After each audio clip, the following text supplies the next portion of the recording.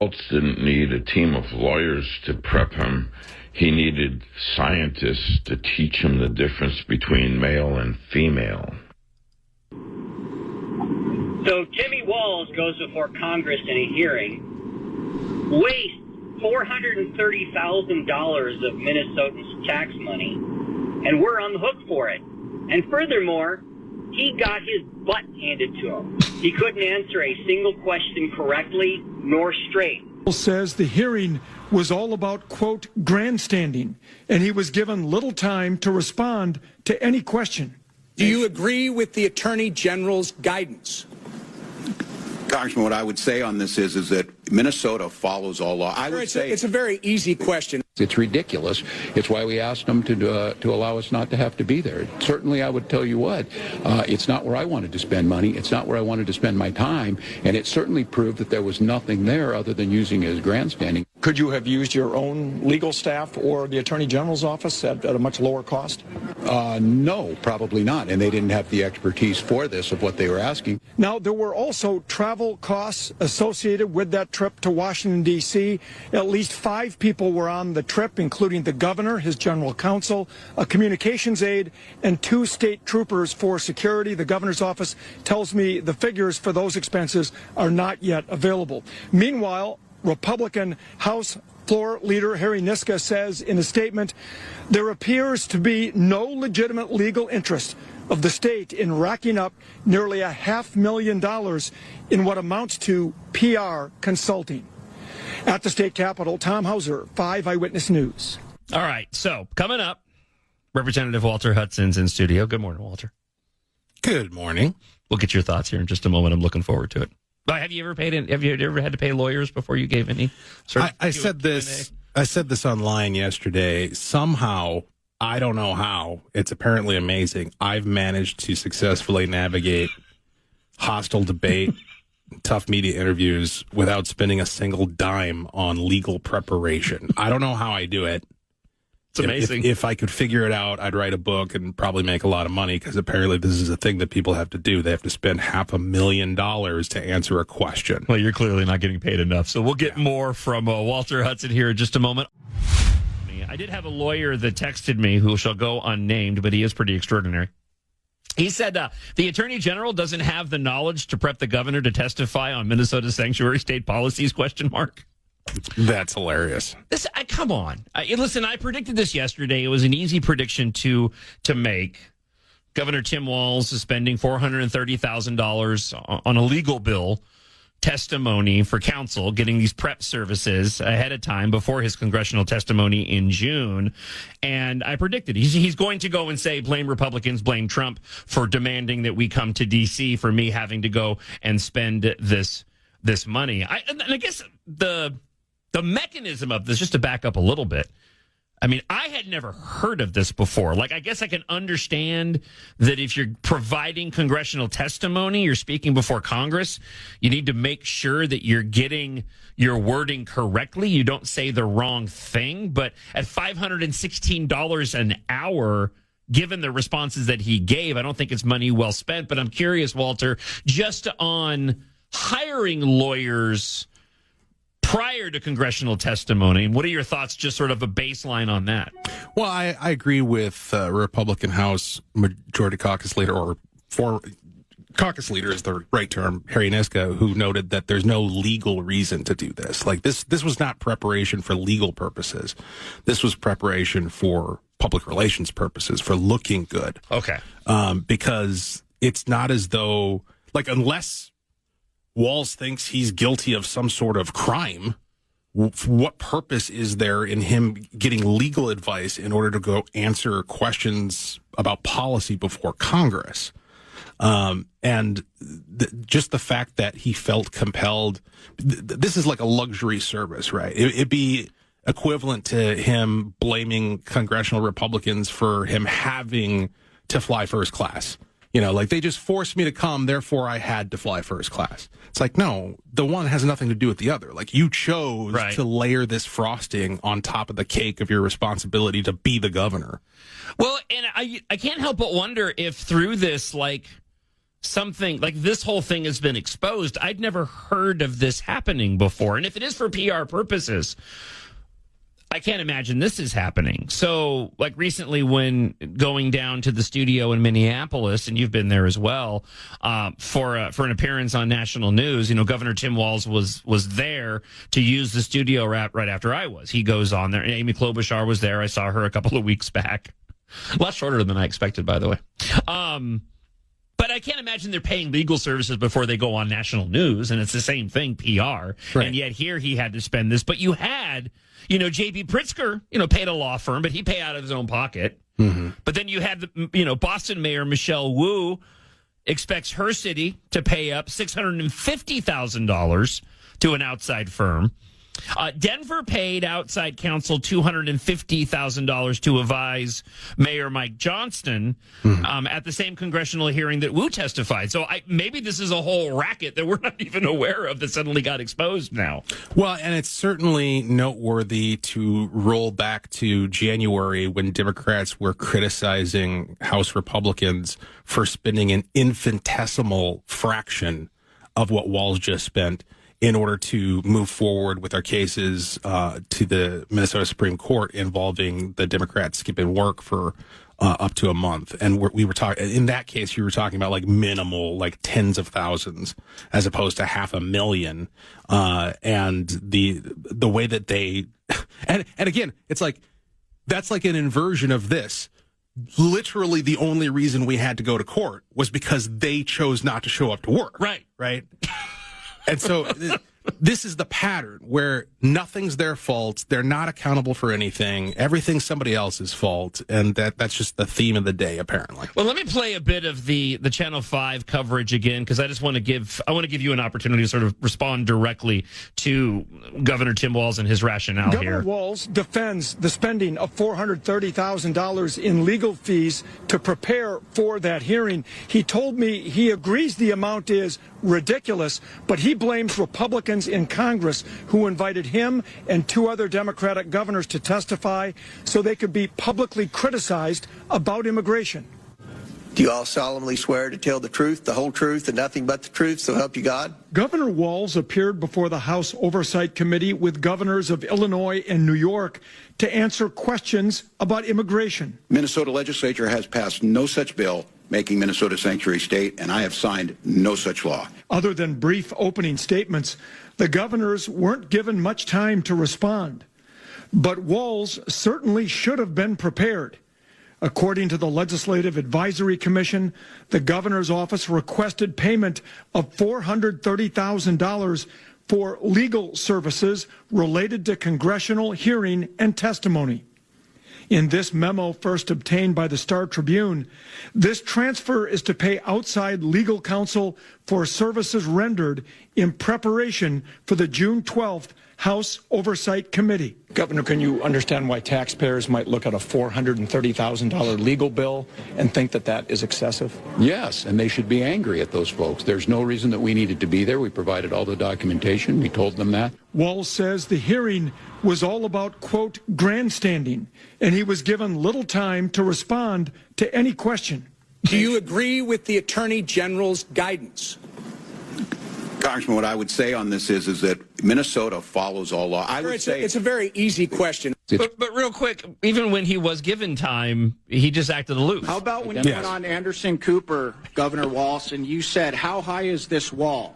If it's 25 feet, then I'll invest in a 30-foot ladder factory. Do you think that that helps our federal government carry out its law enforcement, its border security, and policy operations? When did I say that? You know, he talks about this wall.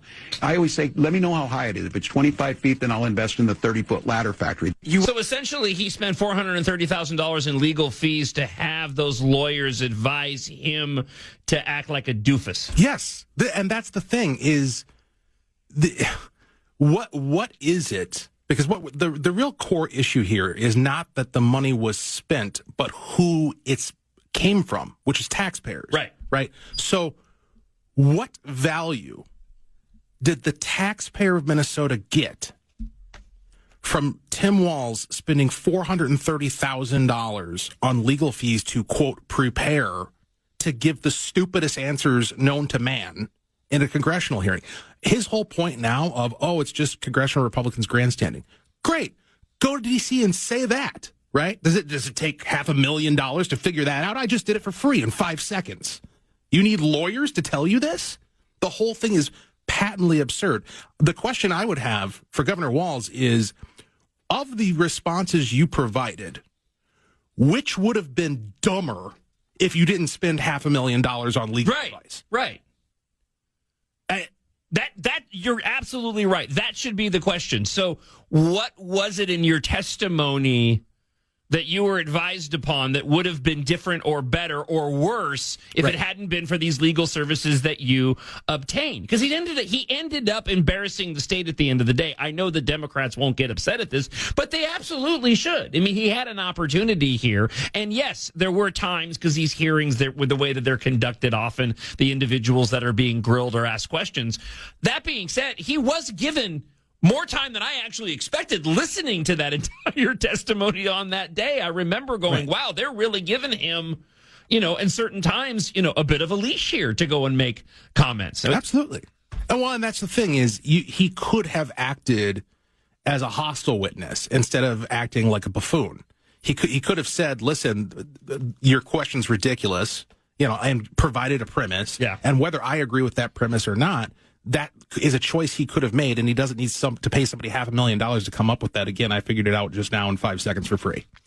So let's go here. I want to get your thoughts on him running for a third term, and Walter's going to spend some time with us. We got a number of different issues to talk about with him, including the Minnesota House Fraud and Prevention State Agency Oversight Committee hearing that took place earlier this week. But there's a new book on Joe Biden's presidential campaign, how it ended, and how Kamala Harris and VP nominee Tim Walz ended up becoming her running mate.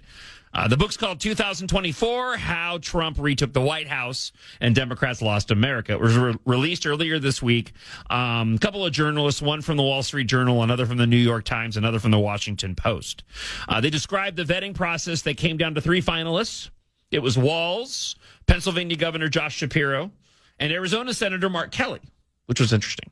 I know that we talked about him a little bit during the speculation of who it was going to be, but I don't ever remember him being on the top of that list at the time. Yeah, he certainly wasn't talked about a lot. Which would have been interesting in and of itself. Be that as it may, all 3 candidates did a final interview with Harris at her residence, and the book explains, adding that when asked what they wanted to drink, Shapiro and Kelly chose water while Walz chose Diet Mountain Dew. Do we know what the background is on the Diet Mountain Dew? I have not heard this characteristic of the governor, because it pops up quite a bit. I want to say there was some sort of meme that was going around for a while, be that as it may. Let's see. Appeal to rural voters was a top priority for the Harris ticket, and the book states that Harris advisors felt that Walz was the best candidate to do that. While most political experts felt Shapiro was the most logical choice, the book states in the interview with Harris and Shapiro that revealed the 2 were not a perfect match. Now, my initial assumption has always been that Shapiro would have made Harris look even more ignorant than what she already was, and that Walz was chosen because he wouldn't do that. And essentially, that's what the book kind of says. Shapiro came off as overly ambitious, pushing Harris to define what his role would be. He also conceded it would not be natural for him to serve as someone's number 2. Conversely, the authors explain that Walz was deferential while showing no interest in himself and flatly denied any interest for running for the presidency. He went so far as to actively volunteer reasons why she might not want to pick him, the book says. In his interview on that Friday, he said he had never used a teleprompter before. Yeah, and it shows. But are we sure about that? I went back and looked at his first State of the State going back to January 7th of 2019. I'm 99% sure that he was using a teleprompter in that State of the State. I mean, the guy lies about it. I know. It's neither here nor there, but that just stuck out to me. He says, I would understand if you went with someone else because I'm really nervous about the debate. Well, he had good reason to be. And I don't think I'll do well, and he didn't. Still, the vetting team did not fully appreciate his tendency to misspeak, his folksiness sometimes tipping into factual imprecision. Yeah, that's one way of putting it. Factual imprecision, how they describe it. The book says that Harris struggled deciding between Shapiro and Walz, believing that she had a better rapport with Walz, but understood the importance of Pennsylvania. Ultimately, the book says that Harris went with her gut and chose Walz, believing he was a better fit, and that also Nancy Pelosi was behind the scenes being the most ardent in support of Walz and pushing him to be the VP pick. The choice of Walz was one of many disastrous mistakes, but symptomatic of one larger problem. The Democrat leadership is too scared to say no to the hard left progressive wing of the party. That's according to Julian Epstein, longtime Democrat operative. Rob Bluey, president and executive editor at the Daily Signal, said that Harris picking Walz proved to be a disastrous decision that doomed Kamala Harris from the moment she made it. Not only was Walz ill-prepared for the national spotlight and media scrutiny, but Harris passed over several better options. Given how little Americans knew about Harris and her policy positions, they were right to question her judgment on this big decision. I've had a lot of listeners since we've been talking about the Star Tribune piece earlier this week, where Walz gave probably the most clearest indication that he may run for a third term. But there seems to be some factions, shocking, I know, some factions within the commentary and those that are very much of the opinion that he can absolutely win a third term. I question that for a lot of different reasons, but I'm curious. What do you think Walz's future is? No governor has been able to win a third term since we went to 4-year terms as governor back in 1963. So what are your thoughts? Well, I think it depends. Look, at today, the snapshot of today, he has a built-in advantage, and it's the same advantage that provided him with a false sense of confidence going onto the national stage. He was not prepared to be a vice presidential candidate because he operates in the political environment of Minnesota, where all of the institutions are controlled to a T by the DFL, by the left and their allies. And so you don't get the media scrutiny here in Minnesota that you get on the national stage. They also have campaign finance advantages, not just in terms of the raw numbers of the amount of contributions that they get, and him in particular, but also because they have this built-in legal but unethical grifting scheme going where public dollars get funneled to nonprofits and then end up getting contributed through individuals back into their campaign coffers. And so there's a tremendous institutional advantage that Democrats have and that Walz benefits from. However, the environment can and very well might change. There are things coming down the pike that I can't talk about at the moment that may shift the ground underneath Walz's feet, and not just his, but the entire Democrat Party here in the state of Minnesota. People get very annoyed when you make those comments, by the way. You know that, right? I do. But it'll be worth the wait. It'll be worth the wait. Oh, Walter, why are you saying such things? Just say it. That's not me saying it. That's the interpretation of the posts that usually respond when you throw out things like that. Yeah. So, do you have a timeline on said things? I do, but I cannot disclose. Okay, gotcha. Soon. See, I think Walz is incredibly damaged. First off, just the fact that I haven't seen, and I probably need to get this particular piece of information. How many governors since we went to 4-year terms have attempted and failed to win a third term? I don't know the answer. Yeah, see, that's the one data point I need to get my hands on, because I think it's a really important one when we talk about no governor. Right. Okay, well, how many governors have actually tried to go for a third term? Well, and it's not necessarily a like-for-like comparison, because the current political infrastructure in Minnesota and the way in which it is tilted so heavily towards the DFL has not necessarily been in place historically throughout the state's entire history, right? Like, we used to have a competitive state for Republicans and Democrats. We've had Republican statewide victories in the past, Republican governors in the past. But in recent years, the DFL has figured out ways to lock down their political control of this state in a way that provides them with a significant advantage just structurally, regardless of where the people are at. If anybody does know how many governors going back to 63 have attempted to run for a third term and failed, please either drop me an email, because I know we got a lot of good Minnesota historians that listen to the show. Drop me an email, justice@iheartradio.com, or leave a talkback on the iHeart Radio app, brought to you by Lindahl Realty. See, I think when it comes to Walz, a lot of whether or not he has the opportunity or can win a third term is also going to depend on if anybody steps up to go and challenge him. Yes. You know, if you got an individual, for the sake of argument, like Dean Phillips, you know, if Dean Phillips decides that he wants to go and run for that seat, and there's a Democrat that can contrast with Walz and appeal broadly to Minnesotans, because we know there is an unpopular opinion right now of Walz, even among Democrats. The recent polling has shown that, and there was some speculation even with the Star Tribune recently pointing out those things and pointing out some negativities attached to Walz. I was hearing from a handful of individuals indicating that there's a fear the DFL has if he does go and run for a third term, because there's people that think he can't win. And I think a lot of that's going to be dependent on whether or not any Democrats step up to actually go and challenge him. Yeah, I don't know. I don't tend to think that somebody who challenges Walz from the right, which is what Dean Phillips would be doing, somebody who's trying to present a more moderate option, is going to meet with a whole lot of success in today's Democrat Party. As was noted in that article talking about the book from the journalist covering the campaign last year, the Democrats are completely beholden to their most radical fringe, insane constituency. That there are, for lack of a better term, normal Democrats. They do exist. I do talk to them. I have met them, right? But they have no influence over the direction and intensity of their party. Their party is completely controlled by the nuttiest among them.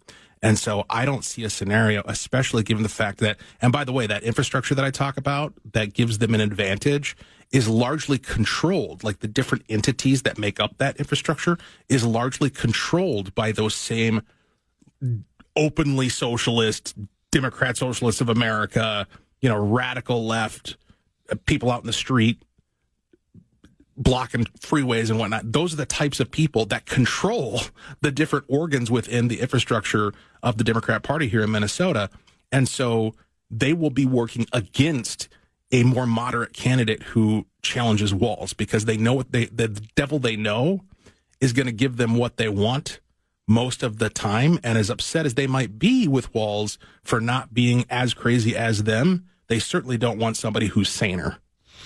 So let's continue with this. I do want to get into the hearing that took place earlier this week. Representative Walter Hudson is going to hang out here in studio with us. If you have any comments on the current topic, go ahead and leave us a talk back on the iHeart Radio app regarding Walz and the potential of him running and winning a third term. I want to prep for the conversation regarding the fraud hearing. Here's a quick clip from Kristen Robbins laying out essentially what took place, a recap of that hearing, and we'll talk with Walter Hudson about this coming up just after the top of the hour here on Twin Cities News Talk. Hi, State Representative Kristen Robbins. I'm chair of the House Fraud and Agency Oversight Committee, and we just had our first hearing for the interim. And today's hearing was focused on Medicaid fraud and the Department of Human Services. So we talked to the commissioner of the department and also the head of the Office of Inspector General, focused on how they verify eligibility for enrollees and for providers. As you know, we've seen a lot of provider fraud in the expansion areas. So Minnesota's a state where we've added a lot of what they call optional benefits, and those are generally unregulated, and that's where most of the fraud has been. So traditional Medicaid serves for primary and acute care and health care for the elderly and disabled, and that's not being touched. But where these expansion services are where most of the fraud has been: sober homes, autism centers, housing stabilization, peer-to-peer recovery specialists, all those different things you've heard about in the news. So that's where we tried to focus, and I'm asking the department for more information on all of those different new services that Minnesota has expanded into, and the rate of fraud in there, how we can provide more oversight. Do we need more licensure? Are there other gaps in statute to make sure that we are doing the best we can?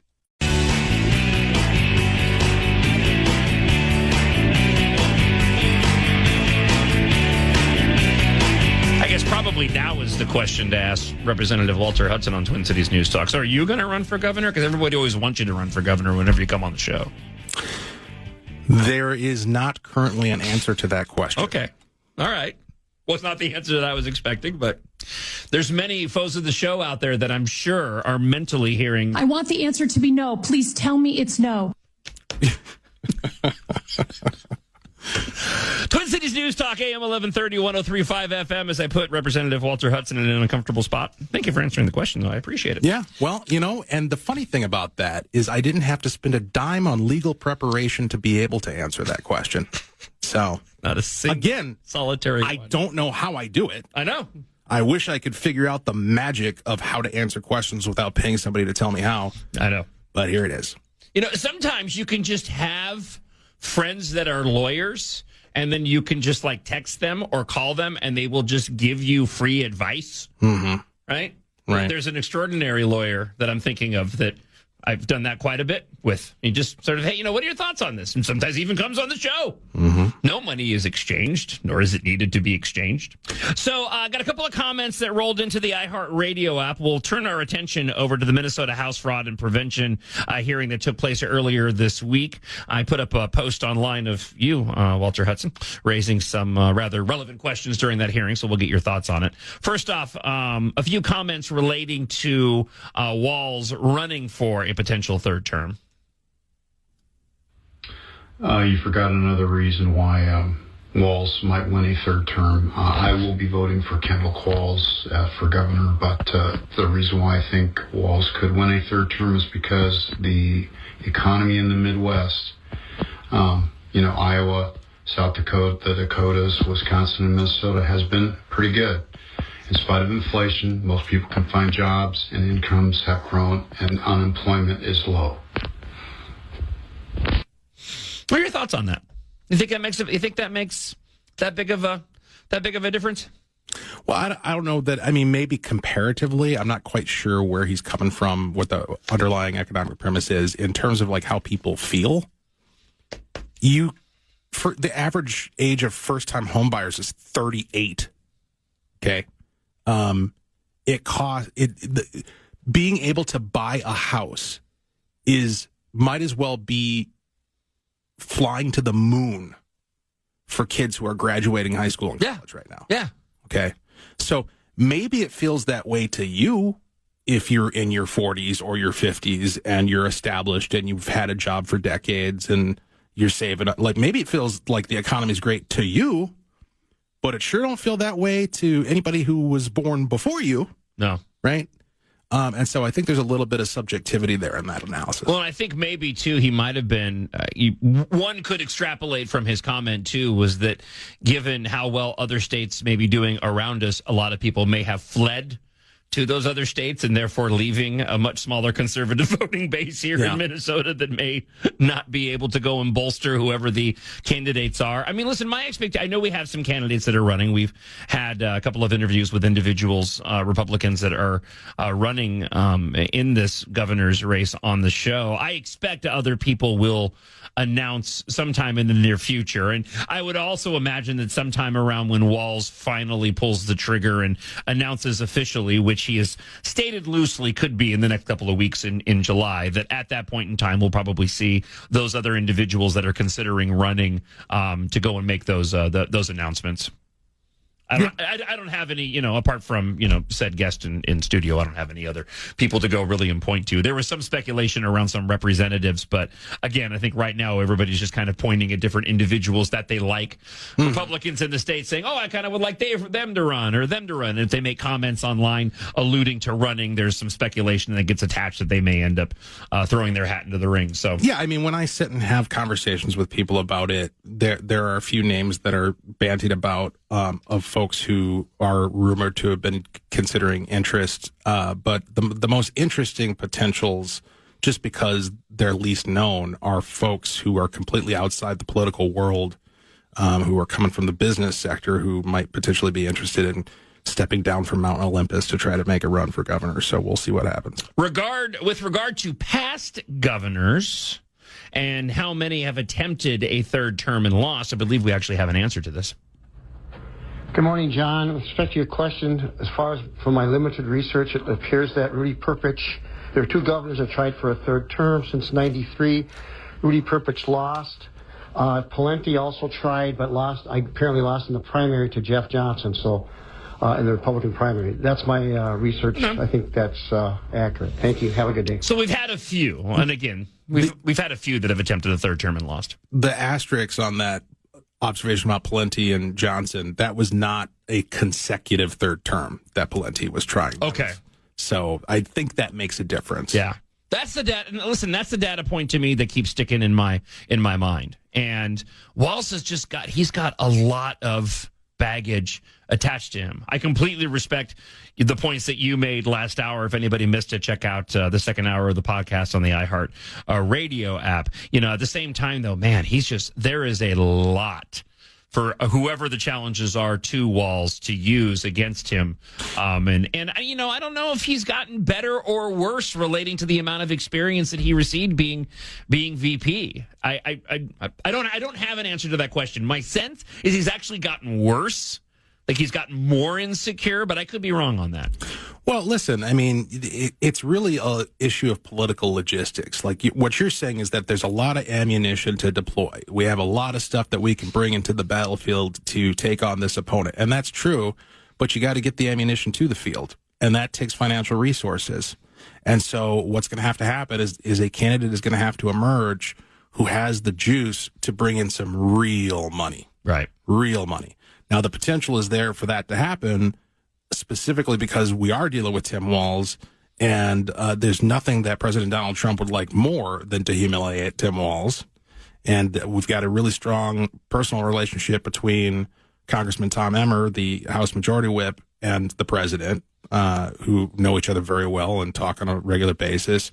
And so that political connection with D.C. and with the Trump machine, if a candidate that can attract Trump's attention and seems viable emerges, and there can be both an in-state and national effort to beat the hell out of Walz metaphorically through fundraising, then there is a real shot. Talk a little bit about this hearing that took place earlier in the week. We played the clip from Representative Robbins a moment ago, sort of laying out the intent of the hearing. Did you walk out of that hearing satisfied by the way things had gone down? And what further concerns do you have regarding fraud here in the state of Minnesota, Walter Hudson? I walked out of that hearing, as I often do in legislative hearings, profoundly amused. Just giggling to myself. Because just the whole...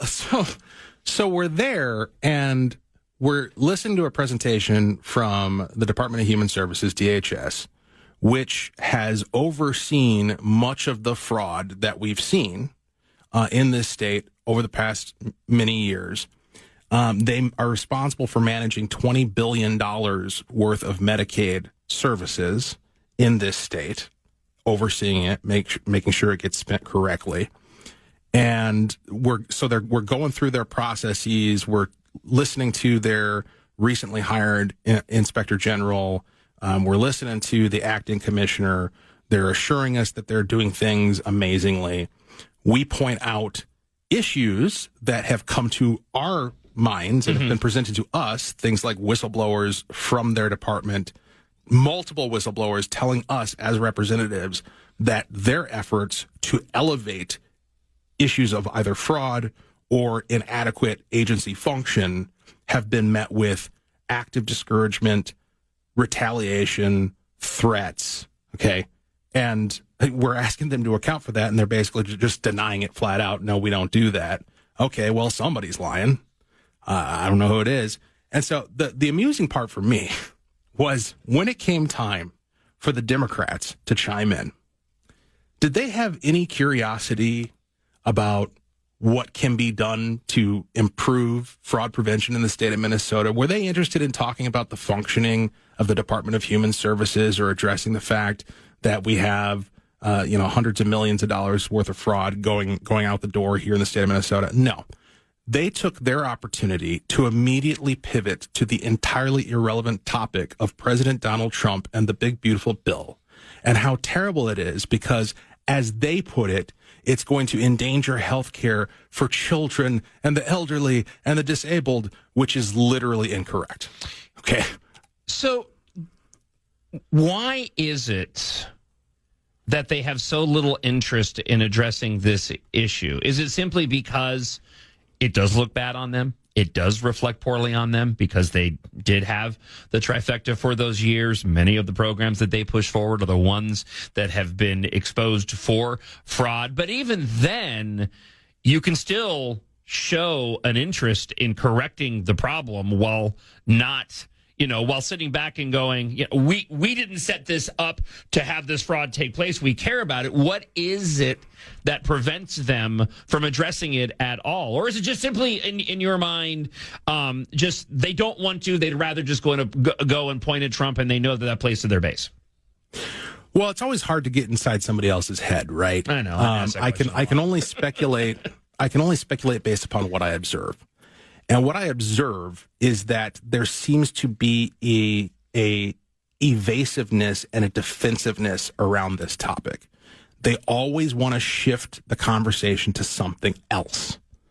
And one of the ways that they'll do that is by reframing the issue from things that are directly controlled by state agencies to things that aren't. So they'll talk about consumer fraud, or they'll talk about Medicaid recipient fraud. Those are things that are outside the scope of the state agencies. The state agencies don't deal with that. The name of our committee is the Fraud Prevention and State Agency Oversight Committee. Right. And they continually draw outside the lines of that jurisdiction. They want to talk about anything but the one thing we're there to do. And I can't come up with a benign and innocent explanation for why that is. If I try to give them the maximum benefit of the doubt, I think they sincerely don't see some of these things as fraud. Exactly. Yeah, that tends to be they don't care. They don't care.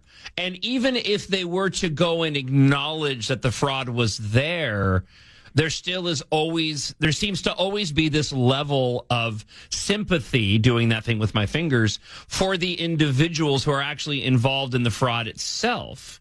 Like, who do they think is going to go and get upset with them for actually pointing it out in the first place? And unfortunately, I think a lot of times it points to their constituents who may have been involved in this fraud, right. And therefore they don't want to go and make them look bad. Is there anybody, you mentioned before that you had talked to, and I'm probably phrasing it wrong, but you had talked to sort of rational Democrats, DFLers. Mm-hmm. Was there anybody in that hearing that was willing, on the left, that was willing to go and address any sort of level of concern of the fraud that had been exposed, apart from those that wanted to go and change the subject to Orange Man Bad? Representative Elkins is probably the most rational and productive member on their side of that table in the fraud committee. He tends to focus on technical questions and technical issues that actually have some merit. Now, his hands aren't entirely clean in terms of pivoting to draw attention to Trump or whatever the political narrative of the day is. But he's certainly I'll put it this way, certainly the most bearable when it comes to the engagement within the fraud committee. But it really does seem like their job is to deflect and distract and to throw smoke bombs. I mean, the diatribe we heard from Representative Greenman yesterday about the big, beautiful bill and congressional Republicans and people are going to be thrown off health care. Like, even if any of that were true, right, which it's not, what does that have to do with the Department of Human Services overseeing grant programs, overseeing Medicaid? It has nothing to do with it at all. Nothing whatsoever. And here's the other thing that was really fascinating to me. So they complained that the work requirement that was in the BBB, that work requirement is so onerous because it's going to place a burden upon our county administrators who now have to do the work of verifying that these Medicaid recipients that are able-bodied are actually trying to work or volunteer or go to school for 20 hours a week. It's going to be so hard for us to do this. Well, my friends on the other side of the aisle, Trump and congressional Republicans are not the ones who created that burden for you. You created that burden for you by expanding Medicaid to cover people between 18 and 65 who aren't disabled. We're not talking about children. We're not talking about the elderly. We're not talking about people who can't work. We're talking about able-bodied human beings who just rather sit on their butt. And you said, we want those people to get Medicaid dollars, which is why we spend $7 billion more here in the state of Minnesota than other blue states that are larger than us, like Colorado, that spend $7 billion less. Because we decided, the Democrats decided, that they were going to pay people to sit on their butt. If you want to take that burden off counties, then take it off the counties. Repeal this ridiculous expansion of Medicaid. We're going to keep Representative Walter Hudson in for one more segment. Of course, we'll get back to more of your talkbacks as well from the iHeart Radio app. Don't go anywhere. You're listening to Twin Cities News Talk. So are you happy, MAGA? You happy?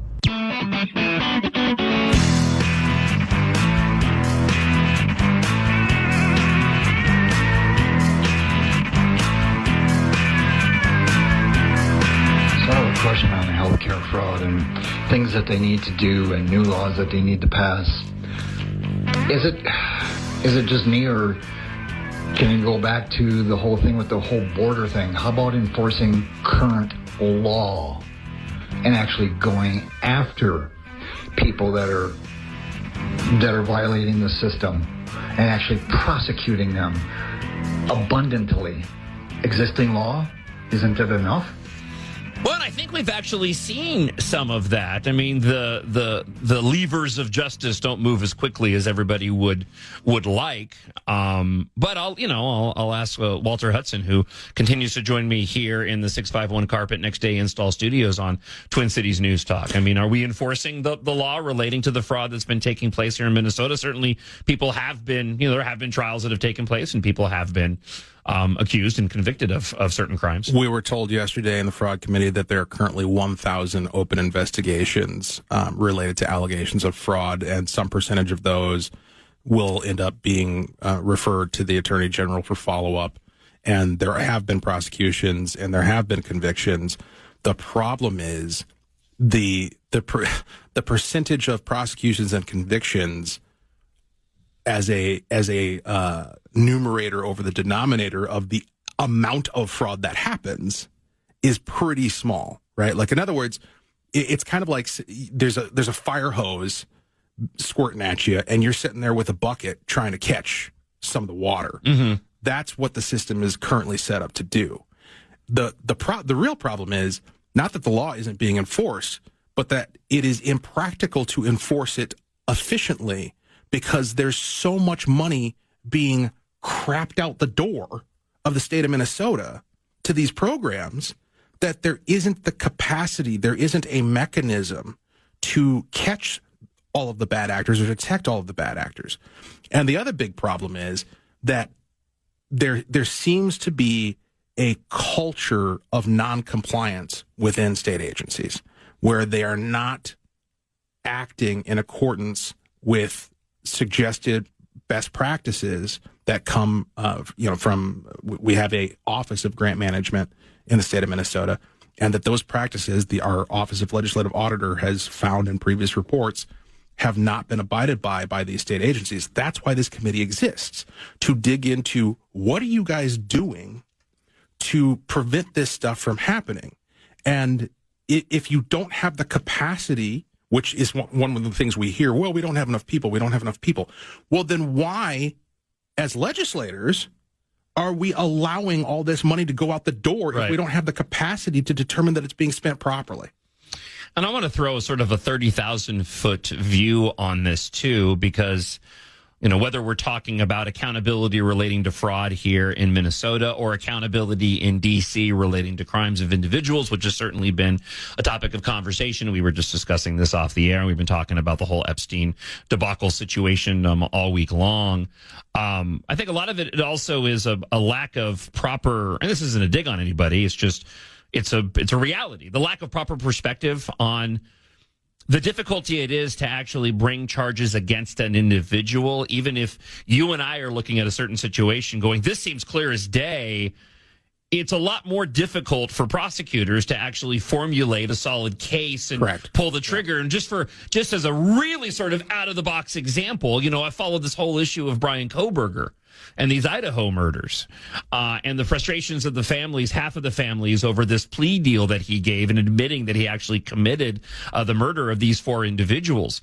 When you go back and look at the case the prosecution was building, I mean, the level at which they were even still concerned about being able to get a conviction, even with the amount of evidence that was presented forward, where you and I would go, this seems like a lock. Right. It just isn't, and the wheels of justice move slowly as well. So it's just, there's a perspective and I think a patience and a viewpoint on this where people are right to want to see individuals held accountable, but keep in the back of your mind, it's not as simple as a lot of us believe and would. I don't want to say would like it to be. It's not as simple as a lot of us would believe that it is. And that is also for a good reason, too, because you don't want to be going and locking individuals up that haven't done a crime. You want to make sure that you've done your due diligence. Right, but that is the reason why we shouldn't be so loosey-goosey with handing these public dollars out in the first place. If we don't have the capacity to ensure that they're going to be spent properly, then why are we spending the money? Yeah. Let's go here real quick. I know you wanted to comment on this. We started the show with this, and I want to give Walter Hudson a chance to chime in, because I was actually thinking about you coming into studio when I was reading from, it was an opinion piece written in the Star Tribune this morning from Kala Masari. She is a St. Paul, she's in St. Paul, university student. An opinion piece is, should a person bring kids into this world? I won't answer for others, but I can no longer rationalize the choice myself. She talks about how she imagined having a family of her own and all of the wonderful aspects of that, sharing that children and those children being able to adore their grandparents and their parents, the love of their aunts and uncles, exploring a world wide-eyed. However, she says, I cannot rationalize myself purposefully bringing a new life into a world so rife with death. What kind of world would I be giving my children? They would inherit a burning planet. They would grow up knowing their country's leaders don't care about them, would gladly ship them off to fight in selfish wars. She says, it's not an expression of resignation on my part. It's simply a reflection of some of the simple human emotions in light of the recently passed big, beautiful bill, and an expression of the profound sadness and that commonly consumes my mind. Allowing yourself to feel anything you may be feeling, to separate yourself from your emotions, is to eschew your humanity and know that billions of people feel right alongside you.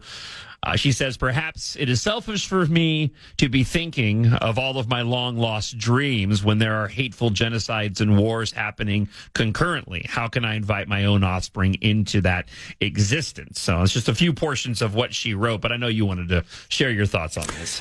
I could rant for an hour about this piece from this university. Got about student. 2 minutes. I know. So what I will say is, broadly speaking, there are two types of people: people who lean towards gratitude and people who lean towards grievance, and that is the fundamental political divide in our country. You have people who are happy to be here, enjoying their life, wake up with a pep in their step, and get out and get after it. And you got people who get up and are miserable and who's harming me today, and life sucks, and I'm being oppressed. Those are the two divides. Yeah. And one of those is healthy, the other one is toxic. And that is our political divide right now. And that reflects that. You have a young woman who has given up on life, quite literally given up on life, a product of the university system, a product of the progressive radical left ideology that's been institutionalized, that's marched through our institutions here in the United States, and certainly in the state of Minnesota. That op-ed is an indictment of our institutions. We are producing people who don't want to live. We are producing people who don't want a legacy. We are producing people who don't want people. Yeah. That's what we're doing. And that is an indictment. And that's what the Democrats want. And it's only getting worse. I laid out earlier when I was talking about this, my first introductions into critical race theory, the Marxist theory, pedagogy of the oppressed, and seeing those students going into these courses eager to learn, wide-eyed, getting up in the morning happy. They come out of the backside of these courses, and they're like this person. Right.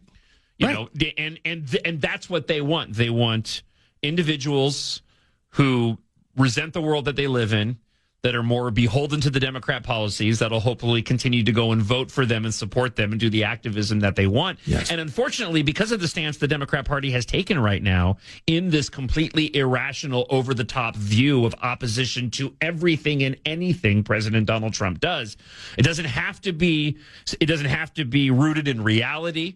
And even if it's good, they're still going to look at it as bad. It's only going to continue to perpetuate individuals that are getting this type of indoctrination from liberal institutions and from the politicians around them. Well, and by the way, you don't have to wait until university for your child to be influenced in this way. We now have ethnic studies here in Minnesota, and we saw students paraded in the education finance community who were sounding just like this gal, steeped in grievance, self-described resistant activists. In fact, they were praised as such by my colleague, Representative Sensor Murrah. She literally said, these are examples of resistance. These are examples of activism.